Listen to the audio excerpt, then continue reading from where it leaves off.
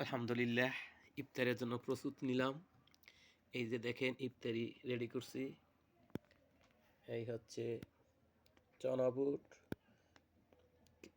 তারপর বিরিয়ানি, চিকেন, তারপর হচ্ছে আপেল, তারপর হচ্ছে দই, অনেক খাবার সামনে নিয়ে বসে আছি। এই প্রবাসে একা একা খাইতেছি, কত খাবার চোখের সামনে, খাইয়েও শেষ করতে পারতেছি না। অথচ একটুখানি খাবারের জন্য এই প্রবাসে আসলাম, সবার সুখে রাখার জন্য। কিন্তু আমার মা, ওর সন্তানেরা এই খাবারগুলো খাইতে পারতেছে না।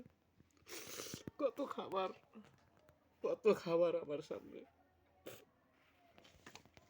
এই খাবারগুলো আমি একাই খাবো এখন।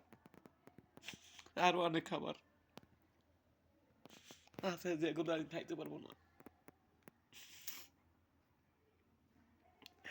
জানি না আমার মা কি খাইতেছে। খাবারগুলো সামনে আনলে মার কথা মনে পড়ে।